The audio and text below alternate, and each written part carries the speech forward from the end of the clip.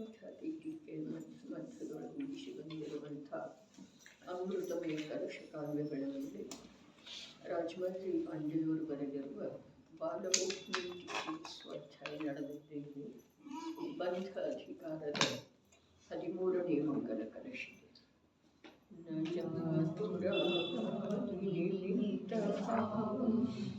ಆತ್ಮಾತ್ಮನೋ ಯಾತಿ ಯಥಾರ್ಥಕಾಂತಃ ತಸ್ಮಿನ್ ನಿಮಿತ್ತಂ ಪರಸಂಗ ಏವ ವಸ್ತು ಸ್ವಭಾವೋ ಅನುಪೇಕ್ಷಿ ತಾವತ್. ತಸ್ಮಿನ್ ನಿಮಿತ್ತಂ, ನಿಮಿತ್ತ ಕಾರಣವು ಪರಸಂಗ ಏವ. ದರ್ಶನಮೋಹ, ಚಾರಿತ್ರಮೋಹ ಕರ್ಮರೂಪ ಕಟ್ಟಿದಂಥ ಜೀವದ ಪ್ರದೇಶಗಳಲ್ಲಿ ಏಕಕ್ಷೇತ್ರಾವಗಾಹ ರೂಪವಿರುವ ಉದ್ಗಲ ದ್ರವ್ಯದ ಪಿಂಡ, ಅದರ ಉದಯವು ಒಂದು ವೇಳೆ ಮೋಹಕರ್ಮರೂಪ ಉದ್ಗಲ ಪಿಂಡದ ಉದಯವು ತನ್ನ ದ್ರವ್ಯದ ಜೊತೆ ವ್ಯಾಪ್ಯ ವ್ಯಾಪಕ ರೂಪವಿದೆ. ಜೀವದ್ರವ್ಯದ ಜೊತೆ ವ್ಯಾಪ್ತ ವ್ಯಾಪಕ ರೂಪವಾಗಿಲ್ಲ. ಆದಾಗ್ಯೂ ಮೋಹಕರ್ಮದ ಉದಯವಾದ ಮೇಲೆ ಜೀವದ್ರವ್ಯವು ತನ್ನ ವಿಭಾವ ಪರಿಣಾಮ ರೂಪವಾಗಿ ಪರಿಣಮಿಸುತ್ತದೆ. ಹೀಗೆ ವಸ್ತುವಿನ ಸ್ವಭಾವವಿದೆ. ಆಶ್ರಯವು ಯಾವುದರದು? ಮಾತು ಹೀಗಿದೆ. ಮೋಹಕರ್ಮ ರೂಪದ ಯಾವ ಉದ್ಗಲ ಪಿಂಡ ಇದೆ ಅದರದ ವ್ಯಾಪ್ಯ ವ್ಯಾಪಕತೆ ಆ ಉದ್ಗಲದೊಳಗಡೆ ಇದೆ. ಹೀಗಿದ್ದರೂ ಕೂಡ ಅದರ ಉದಯ ಆದ ಮೇಲೆ ಜೀವದ್ರವ್ಯ ತನ್ನ ವಿಭಾವ ಪರಿಣಾಮ ರೂಪವಾಗಿ ಪರಿಣಮನ ಮಾಡುತ್ತಿದೆ. ಹೀಗೆ ವಸ್ತು ಸ್ವಭಾವ ಇದೆ ಅಂತೇಳಿ ಹೇಳಿದ್ದಾರೆ. ವಸ್ತು ಸ್ವಭಾವ ಹೀಗೆ ಇದೆ ಅಂದ ಮೇಲೆ ಮತ್ತಲ್ಲಿ ಆಶ್ರಯ ಯಾವುದರದ್ದು ತಗೊಳ್ಳೋದು? ಏನು ವಿಚಿತ್ರ ಮಾತಿದೆ. ಯಾವುದ ಜೀವದ್ರವ್ಯದೊಳಗ ವ್ಯಾಪಿಸುವುದೇ ಇಲ್ಲ, ಯಾವುದ ತನ್ನ ದ್ರವ್ಯದಲ್ಲೇನ ಅದರ ಪರ್ಯಾಯ ವ್ಯಾಪ್ತ ಇದೆ, ಅದು ತನ್ನಲ್ಲೇ ತಾನು ಉದಯಕ್ಕೆ ಬಂದ ನಂತರ ಈ ಜೀವ ತನ್ನ ವಿಭಾವ ಪರಿಣಾಮ ರೂಪದಿಂದ ತಾನು ಪರಿಣಮನ ಮಾಡ್ತಾನೆ. ಅದೇನು ಇವನಿಗೆ ಯಾವುದೇ ಪ್ರಕಾರದ ಪ್ರೇರಣೆ ಕೊಡುವುದಿಲ್ಲ. ಯಾವುದೇ ರೀತಿಯಿಂದ ಅದರೊಳಗ ಜೀವ ವಿಭಾವ ರೂಪದಿಂದ ಪರಿಣಮಿಸುವ ಸಲುವಾಗಿ ವಿಶೇಷ ಕಾರ್ಯ ಇಲ್ಲ. ಅರೆ, ಜ್ಞಾನಿಗಳು ಯಾವ ವಸ್ತುವಿನ ಸ್ವರೂಪವನ್ನು ಹೇಳಿದರೆ ಅದನ್ನು ಹೇಗಿದೆಯೋ ಹಾಗೆ ತಿಳ್ಕೊಳ್ಳುವ ಸಲುವಾಗಿ ನಿಜವಾಗಿನ ಬುದ್ಧಿಯ ಧೀರತೆ ಬಹಳ ಬೇಕ್ರಿ. ಧೀರತೆ, ಸ್ಥಿರತೆ ಇದ್ರನ ಅದೊಂದು ಸ್ವಲ್ಪ ವಿಷಯ ತಿಳಿದು ಬರೋ ಸಾಧ್ಯತೆ. ಎರಡು ದ್ರವ್ಯ ಇದ್ದಾವೆ, ಒಂದಕ್ಕೆ ಇನ್ನೊಂದರದ ಸಂಯೋಗ ಆದದ್ದು ಇದೆ. ಸಂಯೋಗ ಏನ ಅದಾವನಲ್ಲ. ಉದ್ಗಲ ದ್ರವ್ಯ ತನ್ನಲ್ಲೇ ತಾನು ಮೋಹಕರ್ಮದ ಉದಯ ರೂಪದಿಂದ ಪರಿಣಮನ ಮಾಡುತ್ತಿದೆ. ಅದರ ವ್ಯಾಪ್ಯ ವ್ಯಾಪಕತೆ ಅದರ ಕ್ಷೇತ್ರದಿಂದ ಹೊರಗಡೆ ಇಲ್ಲ. ಅದ್ಭುತ ಮಾತು. ಅದು ತನ್ನ ಪರ್ಯಾಯ ರೂಪದಿಂದ ಪರಿಣಮನ ಮಾಡುತ್ತಿದೆ. ಅದರದ ವ್ಯಾಪ್ಯ, ಅದು ವ್ಯಾಪಿಸುವುದ ಅದರ ಕ್ಷೇತ್ರದಿಂದ ಹೊರಗೆ ಇಲ್ಲವೇ ಇಲ್ಲ. ಇನ್ನು ಜೀವ ಅದರ ಉದಯ ಇರುವ ವೇಳೆದೊಳಗ ತನ್ನ ವಿಭಾವ ಪರಿಣಾಮ ರೂಪದಿಂದ ಪರಿಣಮಿಸ್ತಾನೆ ಅಂತ ಹೇಳಿ ಹೇಳ್ತಾರೆ. ವಿಶ್ವದೊಳಗೆ ಹೀಗೆ ಇದೆ ರೀ. ಅರೆ, ಬರೀ ಶಬ್ದದ ಮೇಲೆ ವಿಶ್ವಾಸ ಮಾಡಿ ವಸ್ತುವಿನ ಅವಲೋಕನೆ ಮಾಡಿದರೆ, ವಸ್ತುವಿನ ಅವಲೋಕನೆ ಹೇಗ? ಈ ಶಬ್ದದ ಮೇಲೆ ವಿಶ್ವಾಸ ಮಾಡಿ ವಸ್ತುವಿನ ಅವಲೋಕನೆ ಮಾಡಿದರೆ ಹಾಗೆ ವಸ್ತುವಿನ ಸ್ವಭಾವ ಇರೋದು ಕಂಡು ಬರ್ತಿದೆ. ವಸ್ತುವಿನ ಸ್ವಭಾವನ ಹಾಗಿದ್ದ ಮೇಲೆ ಇನ್ಯಾವುದರ ಆಶ್ರಯ ಮಾಡೋದು? ವಸ್ತುವಿನ ಸ್ವಭಾವ ಯಾವುದಕ್ಕಂತರೂ ಯಾವುದು ಬದಲಾಗುವುದೇ ಇಲ್ಲ. ಯಾವ ಕಾಲದೊಳಗೂ ಯಾವುದನ್ನ ಯಾರಾದರೂ ಮಾಡಿದರೆ ಹೀಗಿಲ್ಲವೇ ಇಲ್ಲ. ಅದು ವಸ್ತುವಿನ ಸ್ವಭಾವ ಇದೆ. ಹಾಗಾದ್ರೆ ವಸ್ತುವಿನ ಸ್ವಭಾವನ ಹೀಗಿರುವೆಳೆದೊಳಗೆ ಹೇಗಿರುವೆಳೆದೊಳಗ ಅಲ್ಲಿ ಉದ್ಗಲ ಮೋಹ ಕರ್ಮ, ಉದ್ಗಲ ಪಿಂಡದ ಉದಯ ಅದರಲ್ಲೇ ಆಗ್ತಿದೆ. ಅದರ ವ್ಯಾಪ್ಯ ವ್ಯಾಪಕತೆ ಇಷ್ಟೇ ಲಕ್ಷ್ಯದೊಳಗೆ ತಗೊಳ್ಳೋದು. ಅದರ ವ್ಯಾಪ್ಯ ವ್ಯಾಪಕತೆ ಅದರ ಕ್ಷೇತ್ರದಿಂದ ಹೊರಗೆ ಇಲ್ಲ. ಆದ್ರೆ ಅಲ್ಲಿ ಉದಯ ಇರುವ ವೇಳೆದೊಳಗ ಇವು ತನ್ನ ವಿಭಾವ ರೂಪದಿಂದ ತಾನು ಪರಿಣಾಮ ಮಾಡ್ತಾನೆ.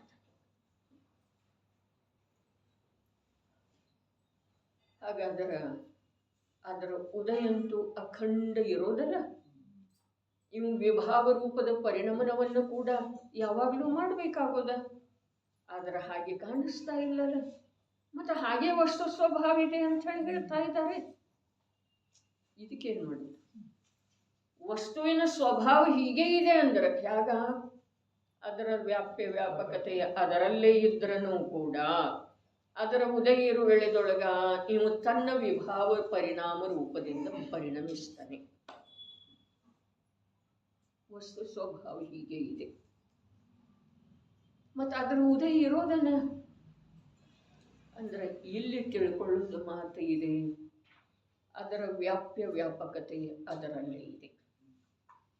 ಇದು ತನ್ನ ವಿಭಾವ ರೂಪದಿಂದ ತಾನ ಪರಿಣಮಿಸಿದೆ. ಆದ್ರೂ ಕೂಡ ಹೊರಗಡೆ ನೋಡಿದೀವಿ ಅಂತಂದ್ರೆ ಅರ್ಥಾತ್ ಜೀವ ತನ್ನ ವಿಭಾವ ಪರಿಣಾಮ ರೂಪದಿಂದ ಯಾವಾಗ ಪರಿಣಮಿಸ್ತಾನೆ, ಮಾತು ಹೀಗಿದೆ. ಏನ?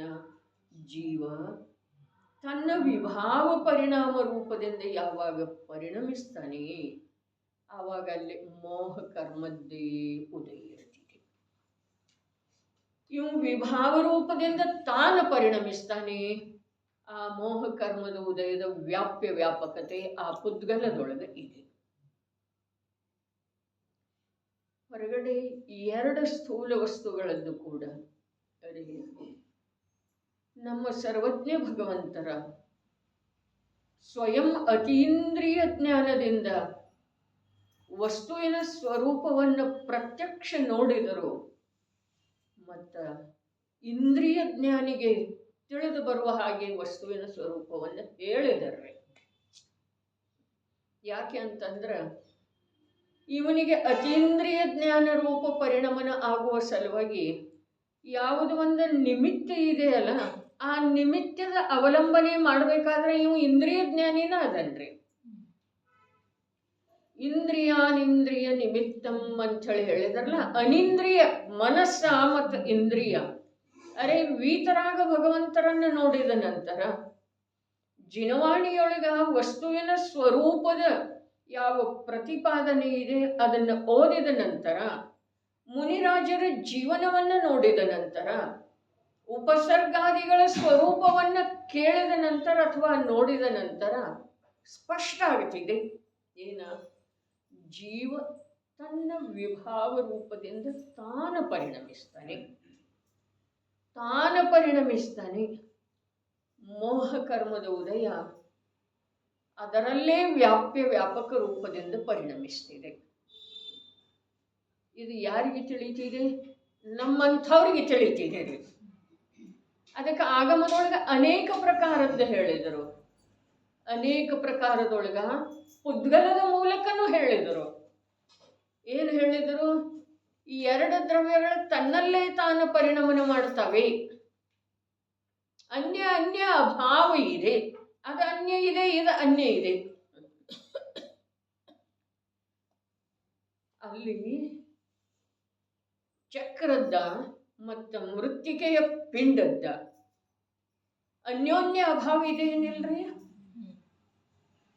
ಚಕ್ರ ಅನ್ಯ ಇದೆ, ಮೃತ್ತಿಕೆಯ ಪಿಂಡ ಅನ್ಯ ಇದೆ. ಅದ ತನ್ನಲ್ಲೇ ತಾನು ಪರಿಣಮನ ಮಾಡ್ತಾ ಇದೆ, ಇದು ತನ್ನಲ್ಲೇ ತಾನು ಪರಿಣಮನ ಮಾಡ್ತಾ ಇದೆ. ಇನ್ನು ಕುಂಭಾರಂತೂ ಬಹಳ ಬೇರೆ ಅದನ್ರಿ. ಅವ ವಿಜಾತಿ ದ್ರವ್ಯ ಅದನ್ರಲ್ಲ, ಭಿನ್ನ ದ್ರವ್ಯ ಅದನ್ರಿ. ಇವು ಭಿನ್ನ ದ್ರವ್ಯ ಇರುವೆಳೆದೊಳಗೂ ಕೂಡ ಸ್ಕಂಧ ರೂಪದ ಯಾವ ಪುದ್ಗಲ ಇದ್ದಾವೆ, ಇವು ಭಿನ್ನ ದ್ರವ್ಯ ಇರುವೆಳೆದೊಳಗೂ ಕೂಡ ಜಾತಿ ಏಕಿದೆಯಲ್ಲ, ಪರ್ಯಾಯ, ಇದರ ಪರ್ಯಾಯ ಇದರಲ್ಲೇ ವ್ಯಾಪ್ಯ ವ್ಯಾಪಕ ರೂಪದಿಂದ, ಇದರ ಪರ್ಯಾಯ ಇದರಲ್ಲಿ. ಈ ದ್ರವ್ಯದ ಕ್ಷೇತ್ರವನ್ನ ಇದು ದಾಟುವುದಿಲ್ಲ, ಆ ದ್ರವ್ಯದ ಕ್ಷೇತ್ರವನ್ನ ಪರ್ಯಾಯ ರೂಪವಾಗಿ ಪರಿಣಮಿಸುವಂಥ ಅದು ದಾಟುವುದಿಲ್ಲ. ಪುದ್ಗಲ ಕಾಣಿಸ್ತಿದೇನಿಲ್ರಿ ನಮ್ಮ ಕಣ್ಣಿಗೆ, ಶಬ್ದ ಕೇಳಿ ಬರ್ತಿದೇನಿಲ್ರಿ, ಕಾಣಿಸ್ತಿದೆ. ಅನ್ಯೋನ್ಯ ಅಭಾವ ಹೇಳಿ ಸರ್ವಜ್ಞ ಭಗವಂತರ ಈ ಅಜ್ಞಾನಿ ಮೂಢ ಜೀವದ ಕಣ್ಣು ತೆಗೆಸಿದ್ದಾರೆ, ಪರಮ ಉಪಕಾರ ಮಾಡಿದ್ದಾರೆ. ಹೇಳುವುದು ಅವಶ್ಯಕ ಇತ್ತೇನ? ಅರೆ ಅತ್ಯಂತ ಅವಶ್ಯಕ ಇತ್ತು. ಇವನ ಕಲ್ಯಾಣದ ಸಲುವಾಗಿ ಇವನಿಗೇನು ಸಂಬಂಧ ಇದೆ? ಅರೆ ಇವು ಪರದ ಜೊತೆಗೆ ತನ್ನ ಸಂಬಂಧ ಪರಿಸ್ಥಾಪನೆ ಮಾಡ್ತಾ ಇದ್ದಾನೆ, ಪುದ್ಗಲಜ ಜೊತೆಗೆ, ಅರೆ ಸ್ಕಂಧದ ಜೊತೆಗೆ. ಆ ಸ್ಕಂಧಗಳು ಕೂಡ ಒಂದು ಇನ್ನೊಂದರಲ್ಲಿ ಅಭಾವ ರೂಪದಿಂದ ವರ್ತಿಸ್ತಾವಪ್ಪ ಅಂಥೇಳಿ ಹೇಳ್ತಾ ಇದ್ದಾರೆ. ಒಂದು ಪರಮಾಣುವಿಂದ ಇನ್ನೊಂದು ಪರಮಾಣುವಿನಲ್ಲಿ ಏನಿದೆ ರೀ? ಅತ್ಯಂತ ಅಭಾವ ಇದೆ. ಒಂದು ಪರಮಾಣುವಿದೆ, ಇನ್ನೊಂದು ಪರಮಾಣುವಿನಲ್ಲಿ ಅತ್ಯಂತ ಅಭಾವ ಇದೆ, ಸಜಾತಿ ಇರುವೆಳೆದೊಳಗೂ ಕೂಡ. ಆದ್ರ ಪುದ್ಗಲ ಸ್ಕಂಧದ ಪರಿಣಮನ ಇನ್ನೊಂದು ಪುದ್ಗಲ ಸ್ಕಂಧದ ಪರಿಣಮನದೊಳಗ ಯಾವುದೇ ಪ್ರಕಾರದಿಂದ ಸ್ಪರ್ಶ ಅಥವಾ ಪ್ರವೇಶ ಮಾಡುವುದಿಲ್ಲ. ಇದನ್ನು ಇಂದ್ರಿಯ ಜ್ಞಾನದ ಮೂಲಕ ತಿಳಿದ ಇವು ಅತ್ಯಂತ ಅಭಾವವನ್ನು ಮನ್ನಿಸುವುದಿದೆ. ಅತ್ಯಂತ ಅಭಾವ ಏನಿದೆ ಅದ ಸಾಕ್ಷಾತ್ ಪ್ರಯೋಜನದ ಸಿದ್ಧಿ ಮಾಡುತ್ತದೆ. ಆದ್ರ ಅತ್ಯಂತ ಅಭಾವ ಒಂದು ದ್ರವ್ಯದ್ದು ಇನ್ನೊಂದು ದ್ರವ್ಯದೊಳಗಿದೆ. ಹಾಗಾದ್ರೆ ಆರೂ ದ್ರವ್ಯ ಕಾಣೋದನ್ನೇ ಇಲ್ರಲ್ಲ. ಕಾಣಿಸ್ತಿದೆ ಪುದ್ಗಲ? ಇಲ್ಲ, ಪುದ್ಗಲ ಕಾಣುವುದಿಲ್ಲ. ಕಾಣಿಸ್ತಿದೆ ಏನಿಲ್ರಿ? ಪುದ್ಗಲ ದ್ರವ್ಯ ಕಾಣುವುದಿಲ್ಲ. ಪುದ್ಗಲ ದ್ರವ್ಯ ಪರಮಾಣುವಿಗೆನ ಅಂತಾರ್ರಿ. ಪರಮಾಣುವೇ ಪುದ್ಗಲ ದ್ರವ್ಯ ಇದೆ. ಸ್ಕಂಧ ಏನಿದೆ? ಸ್ಕಂಧ ವ್ಯವಹಾರದಿಂದ ಪುದ್ಗಲ ಇದೆ. ಹಾಗಾದ್ರೆ ಅತ್ಯಂತ ಅಭಾವವನ್ನು ತಿಳಿಯುವುದರಿಂದ ಈ ಜೀವಕ್ಕ ಏನಾಗೋದಿದೆ? ಪ್ರಯೋಜನದ ಸಿದ್ಧಿ ಆಗೋದಿದೆ.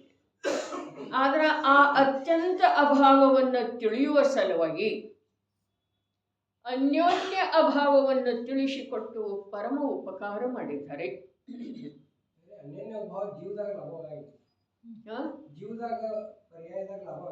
ಎರಡು ಸ್ಕಂಧಗಳಲ್ಲಿ ಇವನ ದೃಷ್ಟಿ ಸತತ ಇಂದ್ರಿಯದ ಇದ್ದ ಕಾರಣ ಇವನಿಗೆ ಇಂದ್ರಿಯ ಜ್ಞಾನದ ಮೂಲಕ ಸ್ಕಂಧವೇ ಗೋಚರಿಸ್ತಿದೆಯಲ್ಲ, ಸ್ಕಂಧವೇ ತಿಳಿದು ಬರ್ತಿದೆ. ಹಾಗಾದ್ರೆ ಆ ಸ್ಕಂಧದೊಳಗೂ ಕೂಡ ಒಂದರದ್ದು ಇನ್ನೊಂದರಲ್ಲಿ ಅನ್ಯ ಅನ್ಯ ಇರುವ ರೂಪದ ಅಭಾವ ಇದೆ ಅಂತ ಹೇಳಿ ಹೇಳಿದರು. ಅನ್ಯ ಅನ್ಯ ಇರುವ ಏನ ಅನ್ಯ ಅನ್ಯ ರೂಪದಿಂದ ಪರಿಣಮಿಸುವ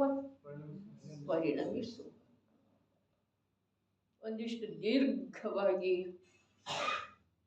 ಈ ವಿಷಯದ ಮೇಲೆ ವಿಚಾರ ಮಾಡಿದ್ರೆ ಅಂದ್ರೆ ಇಲ್ಲಿ ಜೀವ ತನ್ನ ವಿಭಾವ ಪರಿಣಾಮ ರೂಪದಿಂದ ಪರಿಣಮಿಸುವಾಗ ಮೋಹ ಕರ್ಮದ ಉದಯ ಅಲ್ಲಿ ಇರ್ತಿದೆ.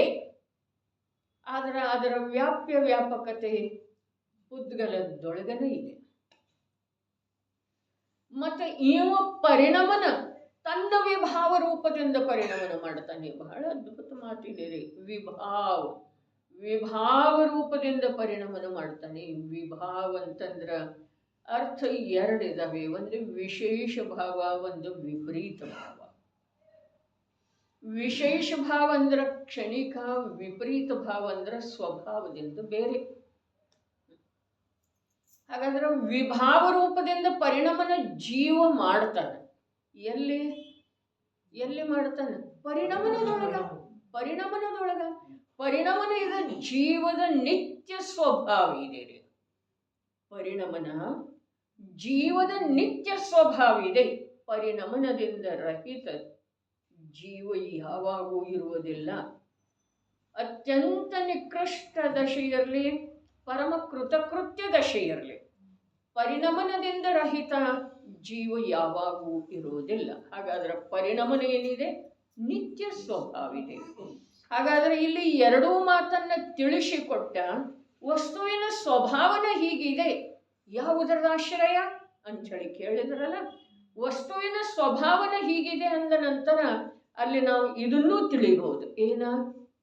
ಜೀವ ನಿತ್ಯ ಪರಿಣಮನ ಸ್ವಭಾವಿ ಇದ್ದಾನೆ. ಹಾಗಾದ್ರೆ ವಿಭಾವ ರೂಪದ ಪರಿಣಮನ ತಾನೇ ಮಾಡಿದ್ದಾನೆ, ಅದಕ್ಕೆ ಕರ್ಮದ ಅವಶ್ಯಕತೆ ಇಲ್ಲ. ವಸ್ತುವಿನ ಸ್ವಭಾವ ಹೀಗೆ ಇದೆ ಅನ್ನುವ ಮಾತಿನ ಅರ್ಥ ನಾವು ಹೀಗೆ ತಿಳಿಬಹುದು. ಇನ್ನೊಂದು ಹೇಗೆ ತಿಳಿಬಹುದು? ಅದರ ವ್ಯಾಪಕತೆ ಅದರಲ್ಲೇ ಇದೆ. ಇವು ತನ್ನ ವಿಭಾವ ರೂಪದಿಂದ ಪರಿಣಮನ ಮಾಡ್ತಾ ಇದ್ದ. ಅದರ ಕಾರಣದಿಂದ ಇವನ ವಿಭಾವ ಇಲ್ಲ. ಮೂರೂ ಕಾಲದ ಪರ್ಯಾಯಗಳ ಸುನಿಶ್ಚಿತ ಇದ್ದಾವೆ. ಸುನಿಶ್ಚಿತ ಇರುವುದರ ಜೊತೆಯಾಗಿ ವರ್ತಮಾನದ ಪರ್ಯಾಯ ತನ್ನ ಷಟ್ಕಾರಕದಿಂದ ಪ್ರಕಟ ಆಗ್ತಿದೆ, ಉತ್ಪಾದ ಆಗ್ತಿದೆ. ಮೂರೂ ಕಾಲದ ಪರ್ಯಾಯಗಳ ಸುನಿಶ್ಚಿತ ಇರುವ ವೇಳೆದೊಳಗ ವರ್ತಮಾನದ ಪರ್ಯಾಯ ತನ್ನ ಷಟ್ಕಾರಕದಿಂದ ಉತ್ಪನ್ನ ಆಗ್ತಿದೆ ಅಥವಾ ಪ್ರಕಟ ಆಗ್ತಿದೆ. ಹಾಗಾದ್ರೆ ಯಾವ ಪರ್ಯಾಯ ರಾಗರೂಪ, ದ್ವೇಷರೂಪ ಅಥವಾ ಮೋಹರೂಪ ಇದೆಯೋ ಅದು ಜೀವದ್ದೇ ಇದೆಯೋ ಅಥವಾ ಅದರ ನಿಮಿತ್ತದಿಂದ ಆಗಿದೆಯೇ? ಅದರ ನಿಮಿತ್ತದಿಂದ ಆಗಿದೆ. ಹೀಗೆ ವಸ್ತು ಸ್ವಭಾವ ಇದೆ, ಅವನದೇ ಇದೆ. ಯಾಕೆ? ಪರಿಣಮನ ಸ್ವಭಾವ ಇದೆಯಲ್ಲ, ಪರಿಣಮನ ಸ್ವಭಾವ ಇದೆ ನಿತ್ಯ. ಹೀಗಿದ್ದ ಕಾರಣ ಅವನದೇ ಇದೆ. ಆದರೂ ಕೂಡ ಪರಿಣಮನ ಸ್ವಭಾವ ಇರುವ ವೇಳೆದೊಳಗೂ ಕೂಡ ಅವನಲ್ಲೇ ತ್ರಿಕಾಲಿ ಶಕ್ತಿ ಅಂಥದ್ದು ಯಾವುದೂ ಇಲ್ಲಲ್ಲ. ಹಾಗಾದ್ರೆ ಆ ನಿಮಿತ್ತದಿಂದ ಆಗಿದೆ. ಅದು ಅಸತ್ಯ ಇಲ್ಲ, ಅದರ ಸತ್ಯ ಕೂಡ ಇಲ್ಲ. ವಿಭಾವ ರೂಪದಿಂದ ಜೀವ ಸ್ವಯಂ ಪರಿಣಮನ ಮಾಡುತ್ತಾನೆ. ಆ ಮೋಹ ರೂಪದ ಪುದ್ಗಲ ಕರ್ಮದ ಪಿಂಡದ ವ್ಯಾಪಕತೆ ಅದರಲ್ಲೇನೇ ಇದೆ. ಹೀಗಿದ್ರೂ ಕೂಡ ಅದರ ಉದಯ ಇರುವ ವೇಳೆದೊಳಗ ಇವು ತನ್ನ ವಿಭಾವ ರೂಪದಿಂದ ಪರಿಣಮನ ಮಾಡುತ್ತಾನೆ. ಹೀಗೆ ವಸ್ತು ಸ್ವಭಾವ ಇದೆ. ವಸ್ತು ಸ್ವಭಾವ ಹೀಗೆ ಇದೆ ಅನ್ನೋದಕ್ಕ ಮೂರು ಅರ್ಥ ಹೇಳಿದ್ದಾರೆ. ಒಂದು, ಪುದ್ಗಲದ ವ್ಯಾಪಕತೆ ಅದರಲ್ಲೇ ಇದೆ, ಇದು ಒಂದು ಅರ್ಥ. ಎರಡನೇ ಅರ್ಥ, ಇವು ತನ್ನ ವಿಭಾವ ರೂಪದಿಂದ ತಾನು ಪರಿಣಮನ ಮಾಡಿದ್ದಾನೆ, ಎರಡನೇ ಅರ್ಥ. ಮೂರನೇ ಅರ್ಥ ಇದೆ, ಜೀವದ ಸ್ವಭಾವ ನಿತ್ಯ ಪರಿಣಮನಶೀಲ ಇದೆ. ಹೀಗಿರೋ ವೇಳೆದೊಳಗ ಆಶ್ರಯ ಯಾವುದರದ? ಅದಕ್ಕೆ ಯಾವುದಕ್ಕ? ವಿಭಾವಕ್ಕ. ಯಾವುದರ ಆಶ್ರಯದಿಂದ ಆಗಿದೆ ಅಂತ ಹೇಳಿ ಹೇಳ್ಬಹುದು ನಾವು. ಯಾವುದರ ಆಶ್ರಯದಿಂದ ಆಗಿದೆ? ಯಾವುದರ ನಿಮಿತ್ತ ಇರ್ತಿದೆ. ಅದರ ವ್ಯಾಪಕತೆ ಅದರಲ್ಲಿ ಇದೆ. ಮೂರೂ ಪರಿಭಾಷೆ ತಿಳ್ಕೊಳ್ಳೋದ್ರೆ ಯಾವುದರ ಆಶ್ರಯ ಅಂತ ಹೇಳಿ ಹೇಳಿದ್ರೆ ಯಾವುದರದ್ದು ಆಶ್ರಯ ಇಲ್ಲ ಅನ್ನೋದು ಉತ್ತರ. ಮೂರರೊಳಗೆ ಯಾವುದರ ಒಂದು ಹೇಳೋದ ಅಂತ ಅರ್ಥ ಅಲ್ಲ. ಒಂದು ಇದೆ, ಮೋಹ ಕರ್ಮ ರೂಪ ಪುದ್ಗಲ ಪಿಂಡದ ವ್ಯಾಪಕತೆ ಪುದ್ಗಲದಲ್ಲಿ.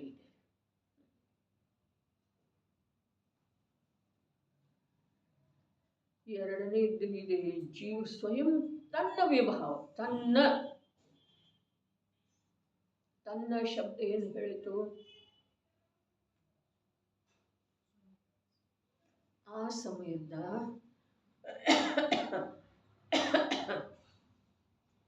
ಪರಿಣಮನದೊಳಗ ಆ ಸಮಯದಲ್ಲಿ ಅಂಥದೇ ಪರಿಣಾಮ ಇತ್ತು.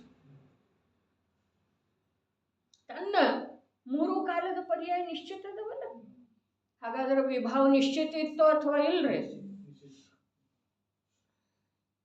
ತನ್ನ ವಿಭಾವ ಪರಿಣಾಮ ರೂಪದಿಂದ ಪರಿಣಮಿಸಿದೆ. ಮೂರನೇದೇನು ಹೇಳಿತು? ಜೀವದ ಸ್ವಭಾವ ನಿತ್ಯ ಪರಿಣಮನಶೀಲ ಇದೆ. ಪರಿಣಮನಶೀಲ ಇರುವ ವೇಳೆದೊಳಗ ನೀವು ವಿಭಾವಕ್ಕೆ ಕಾರಣ ಏನ ಅನ್ನೋದ್ರ ಸಲುವಾಗಿ ಯಾಕೆ ತಲೆ ಕೆಡಿಸ್ಕೊತೀಪ? ಇದೇನಿಲ್ರಿ ಮರ್ಮ. ಪರಿಣಮನಶೀಲ ಇರುವ ವೇಳೆದೊಳಗ ಇನ್ನೊಂದು ಸಮಯದಲ್ಲಿ ಮುಂದಿನ ಕ್ಷಣದೊಳಗ ಅದು ಇರೋದಿಲ್ಲ ಅಂದ ಮೇಲೆ ಅದಕ್ಕೆ ಕಾರಣ ಏನ ಅಂತ ಹೇಳಿ ನೀ ತಲೆ ಕೆಡಿಸ್ಕೊಳ್ಳುವ ಅವಶ್ಯಕತೆ ಇಲ್ಲ. ಇದು ಮೂರನೇ ಪರಿಭಾಷಾ. ಎರಡನೇ ಪರಿಭಾಷಾ ಏನ? ಅದು ತನ್ನ ವಿಭಾವ ಪರಿಣಾಮ ರೂಪದಿಂದ ತಾನು ಪರಿಣಮಿಸಿದೆ.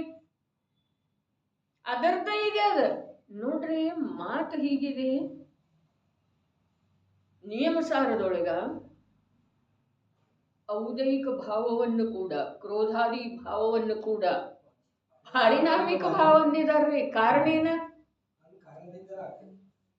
ಅನ್ಯದ ಕಾರಣ ಯಾವುದು ಬೇಕಿಲ್ಲ. ಅದಕ್ಕೆ ನೀ ಯಾವುದು ಇದೆಯೋ ಅದಕ್ಕೆ ಕಾರಣ ಹುಡುಕುವ ಉದ್ಯಮದೊಳಗೆ ನಿನ್ನ ಶಕ್ತಿ ಸಮಯವನ್ನು ಕಳಿಬೇಡ. ಆಶ್ರಯ ಯಾವುದರ್ದ? ಕಾರಣ ಯಾವುದರ್ದ? ಅದಕ್ಕೆ ಪಂಚಾಸ್ತಿಕಾಯದೊಳಗೆ ಹೇಳಿದರು, ಇದು ಹೀಗ್ಯಾಕೆ, ಹೀಗೆ ಹೇಗೆ ಅನ್ನೋ ಪ್ರಶ್ನೆನೇ ಇಲ್ಲ.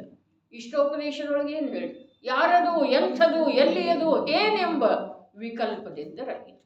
ಅವು ಸಾಧು ಯಾರ್ದ, ಎಲ್ಲೇದ, ಎಂಥದ, ಏನು, ಇಷ್ಟು ಬಿಟ್ಟರೆ ಸಂಸಾರ ಇಲ್ಲ ಸುಧತ. ನಿರಂತರ ಬುದ್ಧಿಯೊಳಗೆ ಇದೇ ಇದೆ ನಮಗ.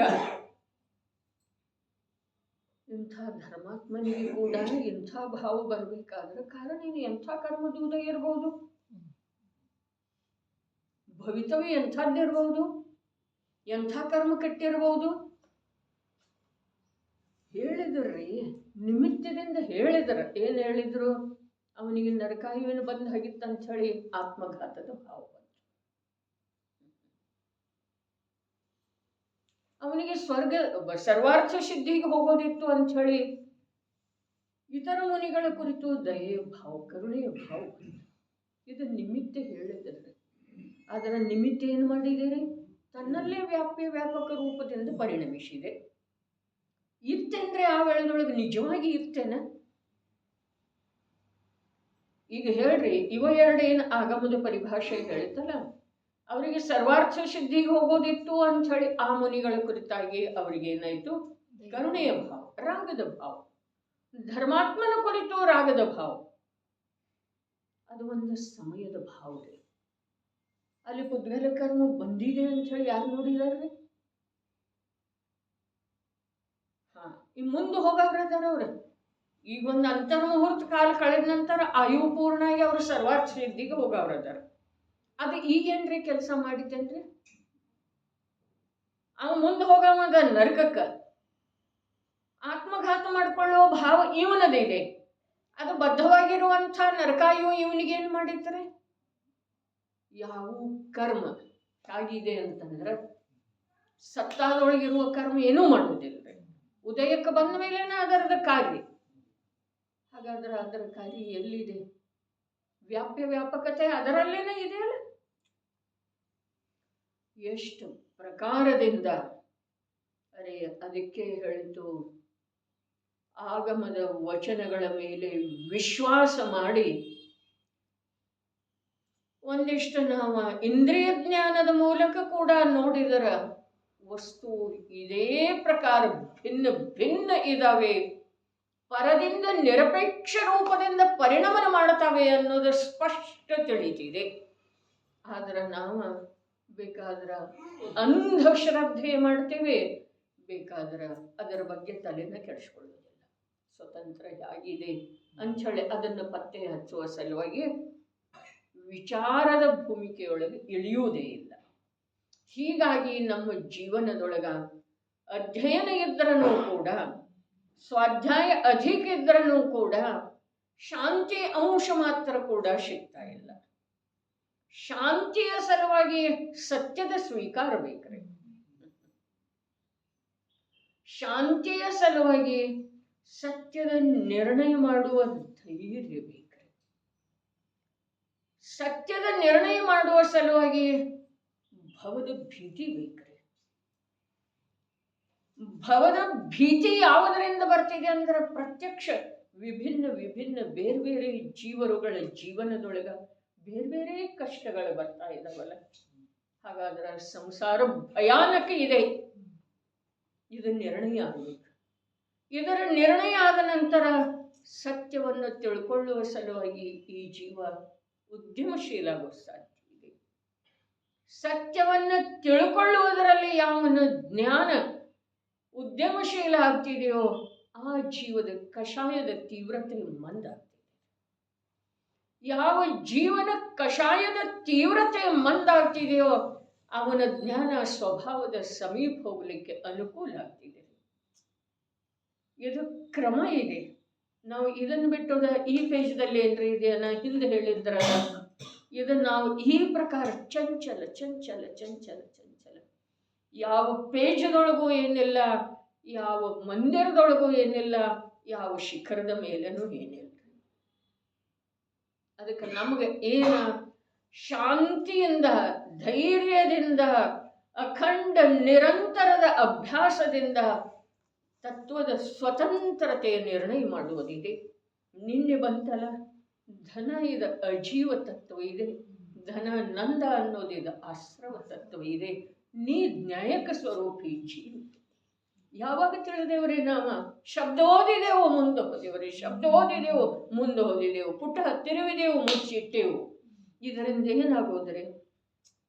ಅಕ್ಷತೆ ಹಾಕಿದೆವು, ನಮಸ್ಕಾರ ಮಾಡಿದೆವು, ಶರೀರ ಬುದ್ಧಿ ಬಿಡಲಿಲ್ಲ, ಶರೀರದ ಮೂಲಕ ಮಣದೆವು, ವಚನದಿಂದ ಸ್ತುತಿ ಮಾಡಿದೆವು, ಮುಗಿತು ಕರ್ತವ್ಯ ಅಂತ ಹೇಳಿ ಮನೆಗೆ ಬಂದ. ಆ ಮನೆಯಲ್ಲಿ ಏನಿದೆ? ಆ ಮನೆಯಲ್ಲಿ ಏನಿದೆ? ಬರೀ ವಿಕಾರ ಕಷಾಯಗಳ ಉತ್ಪತ್ತಿಯ ಸ್ಥಾನ ಇದೆ.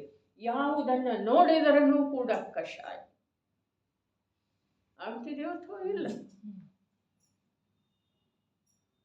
ವಸ್ತು ಹಾಗಿದವೆಯೋ ಅಥವಾ ಈ ಜೀವದ ಬುದ್ಧಿ ಹಾಗೆ ಆಗಿದೆ?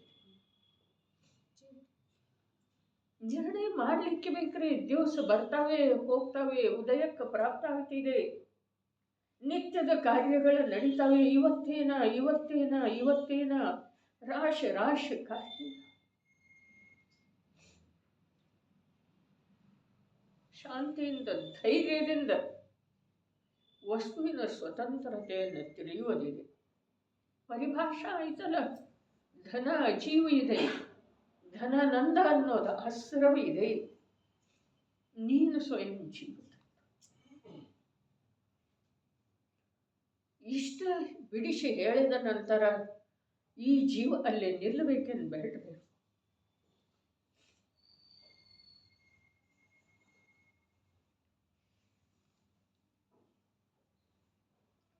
ಜನವರಿಗಳು ಬಂದು, ಡಿಸೆಂಬರ್ಗಳು ಬಂದು, ಸೆಪ್ಟೆಂಬರ್ ಅಕ್ಟೋಬರ್ಗಳು ಬಂದು, ದಶಲಕ್ಷಣವನ್ನು ತಂದು, ಅಷ್ಟಾನೇಕವನ್ನು ತಂದು ಎಲ್ಲ ಮಾಡಿ ಮತ್ತೆ ನಾವು ಅನಂತ ಸಂಸಾರದ ಗರ್ತದೊಳಗನ ಇದೇವೆ ಅಥವಾ ಇನ್ನಷ್ಟು ಕೆಳಗೆ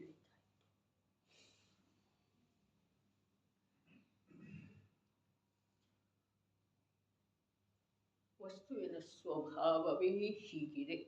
ಹಾಗಿದೆ, ಹೀಗೇ ವಸ್ತುವಿನ ಸ್ವಭಾವವಿದೆ. ನೋಡ್ರಿ ಇನ್ನೊಂದ್ಸಲ, ತಸ್ಮಿನ್ ನಿಮಿತ್ತ ಪರಸಂಗ ಏವ. ಪರಹ ಏವ ಅನ್ಲಿಲ್ರಿ, ಅಲ್ಲೇಚನಿಲ್ ಅರ್ಥ ಪರಸಂಗ ಏವ. ಸಂಗತಿ ಮಾಡ್ತಾ ಇದ್ದೀಪ ನೀ, ಪರದ ಸಂಗತಿ ಮಾಡ್ತಾ ಇದ್ದಿ. ಪರ ನಿನ್ನ ಸಂಗತಿ ಯಾವಾಗೂ ಮಾಡುವುದಿಲ್ಲ. ನೀನು ಪರದ ಸಂಗತಿ, ದೇಹ ನಮ್ಮ ಸಂಗತಿ ಮಾಡಿದೆಯ, ನಾವು ದೇಹದ ಸಂಗತಿ ಮಾಡ್ತಾ ಇದ್ದೇವೆ. ಅಜ್ಞಾನಿ ಉದ್ಗಲವನ್ನು ತನ್ನದೆಂದರಿದು ಅಭಿನಂದಿಸುವ. ಎಂಥ ಆಚಾರ್ಯ ಪೂಜ್ಯಪಾದರ ಶಬ್ದ. ಅಜ್ಞಾನಿ, ಜ್ಞಾನ ಇಲ್ಲ. ನಾವು ಏನು ಜ್ಞಾನ ಇಲ್ಲ? ಅದು ಪರ ಇದೆ ಅಂತ ಹೇಳಿ ಜ್ಞಾನ ಇಲ್ಲ, ಅದು ಉದ್ಗಲ ಇದೆ ಅಂತ ಹೇಳಿ ಜ್ಞಾನ ಇಲ್ಲ.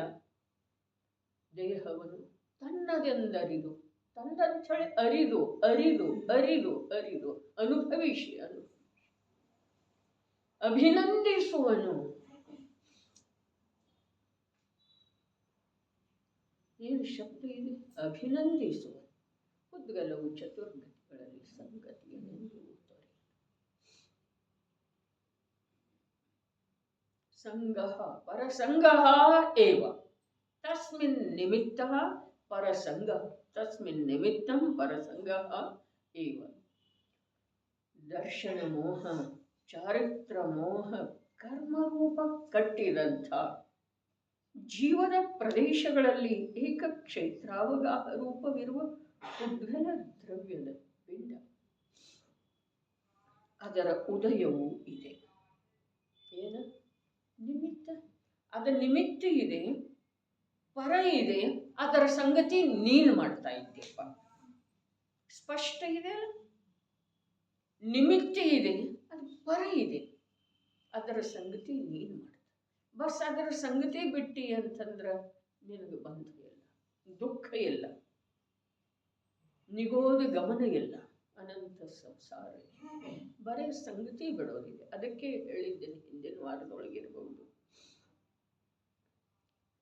ತತ್ವದ ಅಭ್ಯಾಸ, ಅದರದ ಸಂಸ್ಕಾರ ನಮ್ಮ ಚಿತ್ತದ ಮೇಲೆ ಎಷ್ಟಾಗಬೇಕು ಅಂತಂದ್ರೆ, ಮರಣದ ಸಮಯ ಸನ್ನಿಹಿತ ಆದ ನಂತರ ಕ್ಷಣ ಮಾತ್ರದೊಳಗೆ ಎಲ್ಲವನ್ನೂ ಬಿಟ್ಟು ಶುದ್ಧ ಸದೃಶ್ಯ ಸ್ವಭಾವದ ಏಕತೆ ವಿಕಲ್ಪದೊಳಗೆ ಮಾಡಕ್ಕೆ ಬಂತು ಅಂತಂದ್ರೆ ಇದೆಲ್ಲ ನಮ್ದು ಸಾರ್ಥಕ.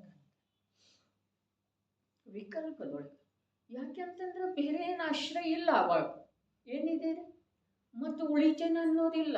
ಮರಣ ಸನ್ನಿಹಿತ ಆಗಿರೋ ವೇಳೆದೊಳಗೆ ಅಂತ ಹೇಳ್ತಾ ಇದ್ದೇನೆ. ಸನ್ನಿಹಿತ, ಅತ್ಯಂತ ಸಮೀಪ ಬಂದದ್ದು ಇದೆ. ಆ ವೇಳೆದೊಳಗ ಚಿತ್ತದೊಳಗೆ ಇಷ್ಟು ಬಂದು ಬಿಡಬೇಕು. ನಾನು ಅಶರೀರಿ, ಮನೆ, ಧನ, ಪತ್ನಿ, ಪುತ್ರ ಇದೆಲ್ಲ ಪರಮಿದಂಗಿದೆ. ಯಾವುದು ಸಿದ್ಧರಲ್ಲಿ ಇದೆ ಅದು ಸ್ವ ಇದೆ, ಯಾವುದು ಸಿದ್ಧರಲ್ಲಿ ಇಲ್ಲ ಅದೆಲ್ಲ ಪರಮಿದೆ.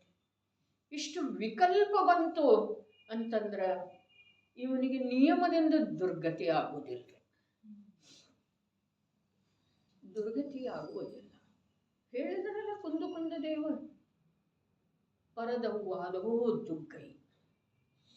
ಪರದ್ರವ್ಯದೊಳಗೆ ರುಚಿ, ಅವನ ಕರಿ ಇವನ ಕರಿ, ಆಗ ಹೇಳು ಇದು ಹೇಳು, ನಿನಗೇನು ಅವಶ್ಯಕತೆ ಇದೆ? ಇರು ವೇಳೆದೊಳಗೆ ಎಲ್ಲ ಮಾಡಿದೆ, ಈಗ ಹೋಗೋದಿದೆ, ನಿಶ್ಚಿಂತ ಹೋಗು. ಇಷ್ಟು ಬರ್ತಿದೆ ಏನಿಲ್ರಿ, ಖರೆ ಯಾವಾಗ ಬರ್ತಿದೆ ಗೊತ್ತಿಲ್ಲಲ್ಲ, ಪ್ರತಿಯೊಬ್ಬರಿಗೆ ಗೊತ್ತಾಗ್ತಿದೆ, ಹಾಗೇ ಆಗ್ತಿದೆ. ಅವಾಗ ಅವನು ಸಾವಧಾನ ಆಗ್ತಾನೆ. ಯಾವುದಕ್ಕ? ಇದನ್ನ ಯಾರ ಹೆಸರಿಗೆ ಮಾಡೋದು, ಈ ಬಂಗಾರ ಯಾರಿಗೆ ಕೊಡೋದು, ಆ ಮಗಳನ್ನ ಕರಿ, ದೊಡ್ಡಕ್ಕೆ ಬರಲಿಲ್ಲ, ಸಣ್ಣಕ್ಕೆ ಬರಲಿಲ್ಲ, ಏನಿದೆ ಇದೆಲ್ಲ ಯಾಕೆ ಮಾಡ್ತಾರ್ರಿ? ಅನಂತ ಸಂಸಾರದೊಳಗೆ ಉಳಿಯುವ ಸರ್. ಯಾರಿಗೇನು ಕೊಟ್ರ ಅವ್ರು ಪುಣ್ಯ ಇಲ್ದಿದ್ರೆ ಅವ್ರಿಗೆ ದಕ್ಕುದಿಲ್ಲ.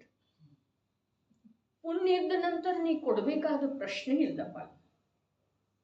ಯಾವುದು ಯಾರಿಗೆ ಎಷ್ಟು ಕಾಲ ಸಂಯೋಗದೊಳಗೆ ಇರಬೇಕು ಅಷ್ಟು ಕಾಲ ಇರ್ತಿದೆ. ಶಾಶ್ವತವಾಗಿ ಪರವಸ್ತುವಿನ ಸಂಯೋಗ ಯಾರಿಗೂ ಇರುವುದಿಲ್ಲ.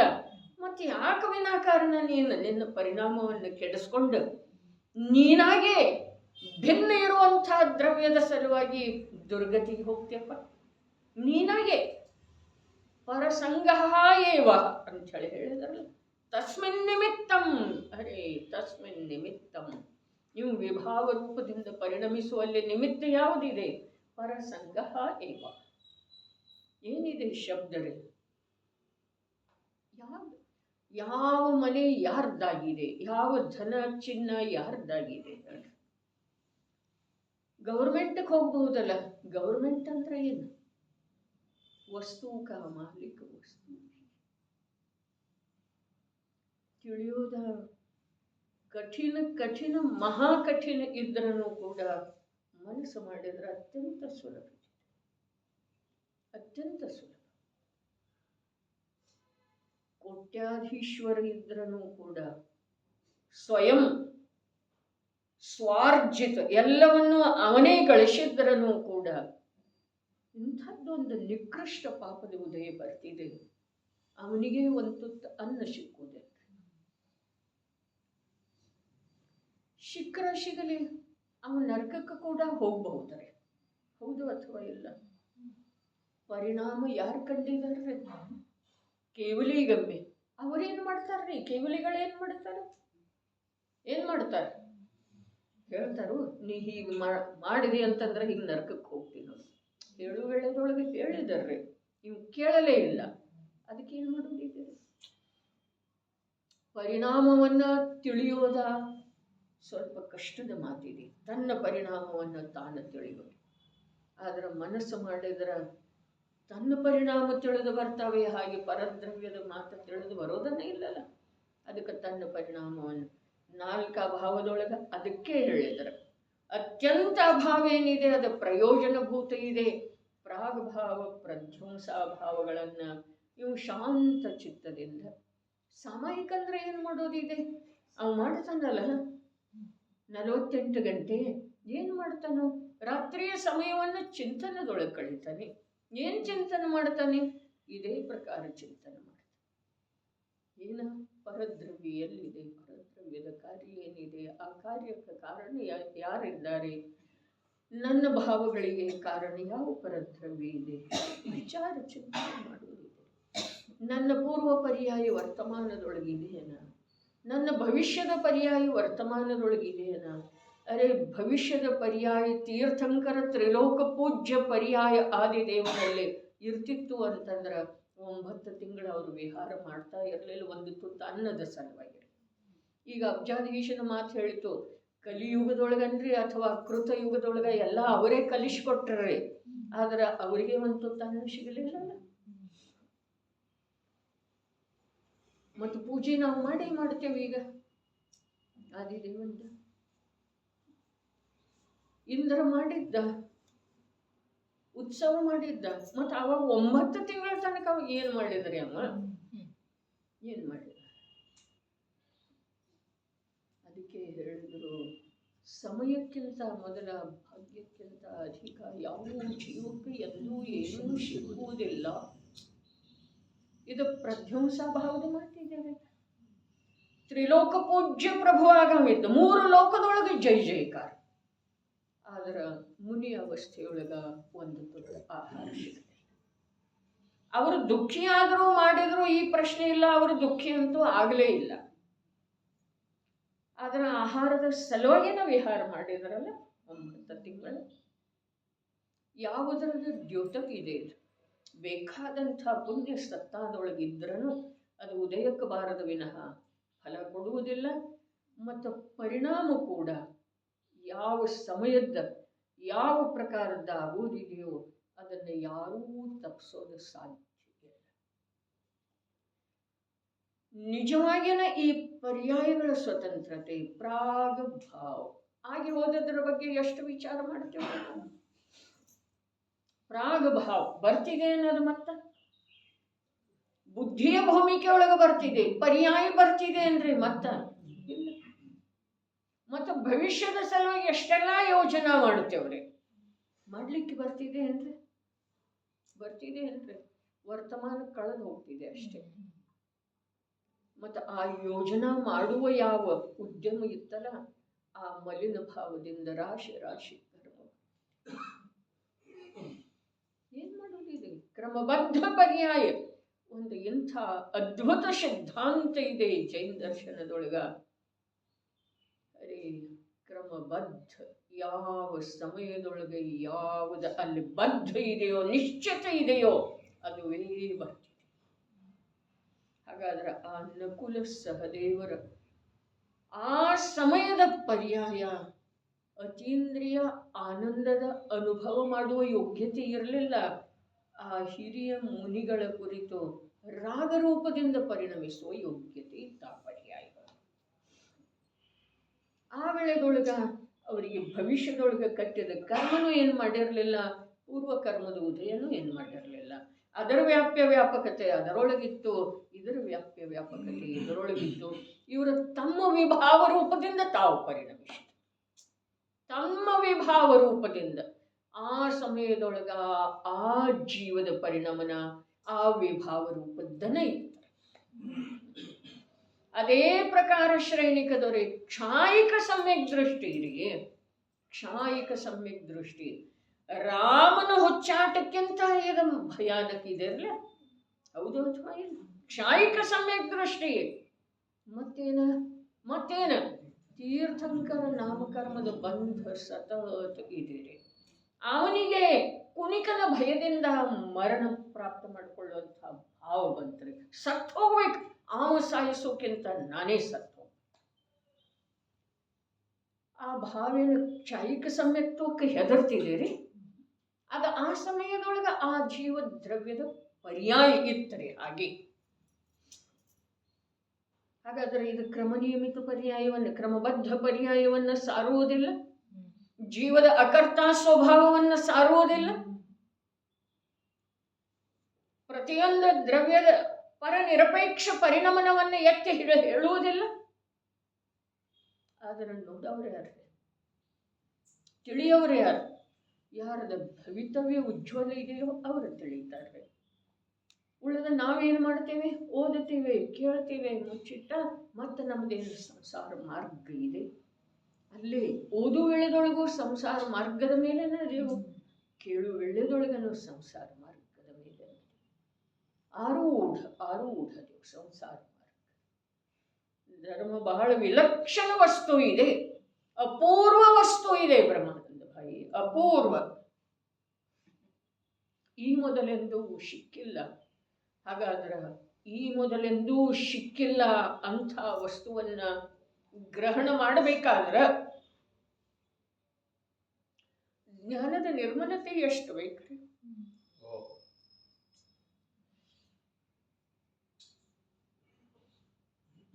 ಪಾತ್ರತ ಯಾವುದನ್ನ ಹಿಡ್ಕೊಳ್ಳೋದಿದೆ, ಯಾವುದನ್ನ ಗ್ರಹಣ ಮಾಡುವುದಿದೆ.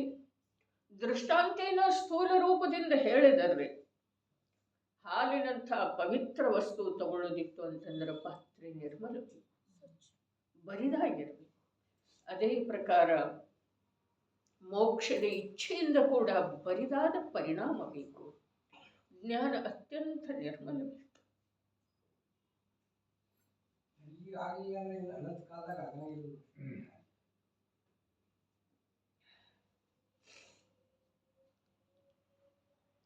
ಇಂಥ ನಿಮಿತ್ತ ಸಿಕ್ಕೋದವೇ ಇಲ್ಲದ. ಯಾಕೆ?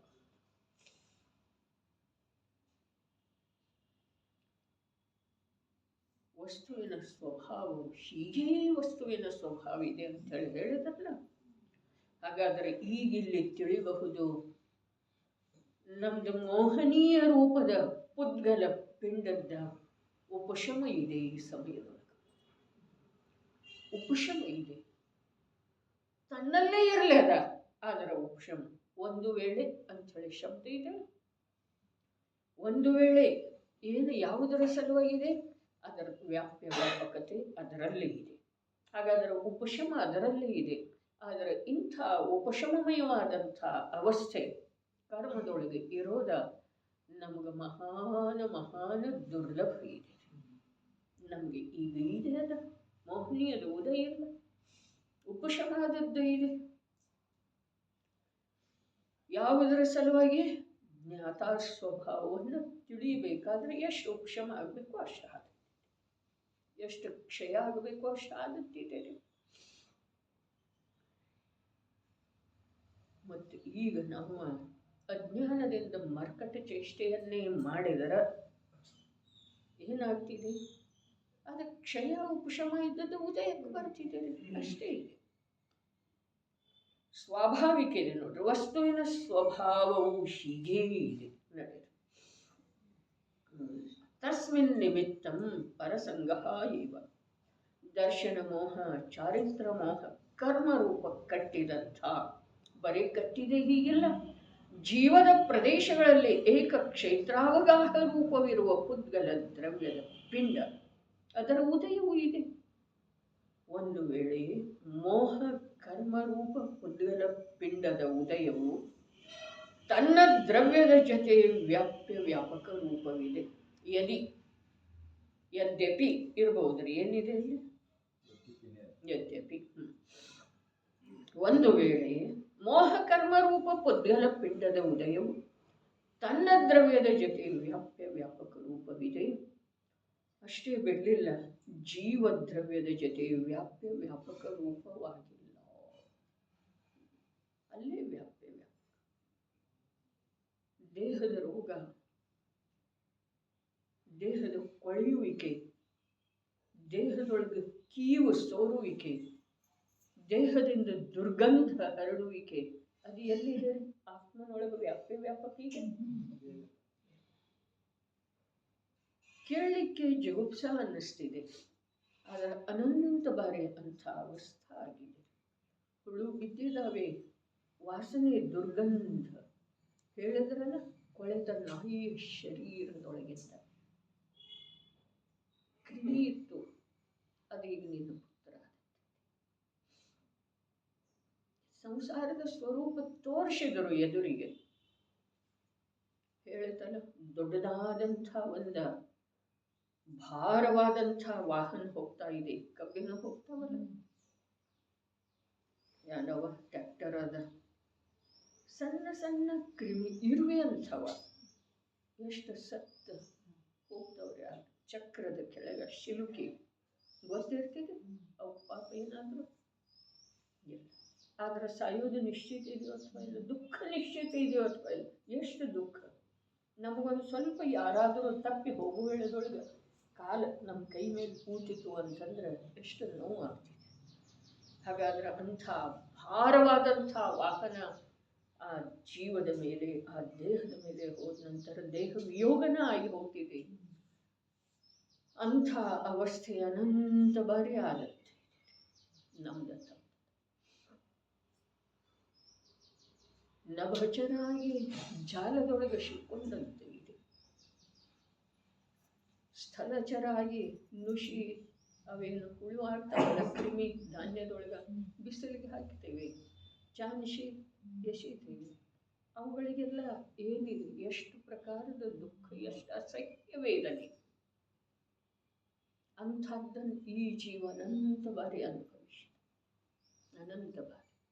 ಇದು ಒಂದೇ ಸಿಕ್ಕದ್ದೇ ಇದೆ, ಅನಂತದೊಳಗೆ ಒಂದು ಸಿಕ್ಕದ್ದೇ ಇದೆ. ಅನಂತ ಬಾರಿ ಅದಾಯ್ತಲ್ಲ, ಅನಂತದೊಳಗೆ ಇದು ಒಂದು ಸಿಕ್ಕದ್ದೇ ಇದೆ. ಅನಂತ ಬಾರಿ ಅಂಥದ್ದೆಲ್ಲ ಆದ ನಂತರ ಇಂಥದ್ದು ಒಂದು ಸಿಕ್ಕದ್ದಿದೆ. ಇಲ್ಲಿ ಎಷ್ಟು ವಿಷಯ ವಾಸನೆ, ಎಷ್ಟು ಕಾಂಪಿಟೇಷನ್, ಎಷ್ಟು ಪೈಪೋಟಿ, ಯಾವುದರ ಸಲುವಾಗಿರಿ, ಎಷ್ಟು ವಿಷಯೇಚ್ಛೆ, ಎಷ್ಟು ಕಷಾಯಗಳ ತೀವ್ರತೆ, ಎಷ್ಟು ಸಂಗ್ರಹ, ಯಾವುದರ ಸಲುವಾಗಿ ಯೋಚನೆ ಮಾಡುವಂಥದ್ದು ಇದೆಯೋ ಅಥವಾ ಇಲ್ಲ? ಸಾಮರ್ಥ್ಯ ರೀತಿ ಸಾಕೇನು ಅನ್ನಿಸ್ತಿದೇನ? ಅನ್ನಿಸ್ಬೇಕ್ರಿ, ಸಾಕೇನು? ಏನು ಮಾಡೋದಿದೆ?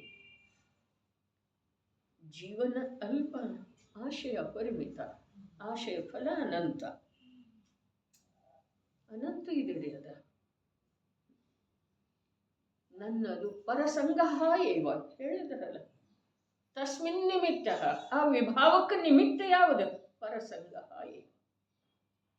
ಪರದ ಜೊತೆಗೆ ಸಂಗತಿ, ನಂದನ್ನೋದು, ನಾನನ್ನೋದು, ನನ್ನ ಸುಖದ ಕಾರಣ ಇದೆ ಅನ್ನೋದು, ಅದನ್ನು ರಾಗದಿಂದ ಹತ್ತಿರ ತಗೊಳ್ಳೋದು, ಇದೆಲ್ಲ ಏನಿದೆ ರೀ? ರಾಗದ್ವೇಷ ಮೋಹಕ ನಿಮಿತ್ತ.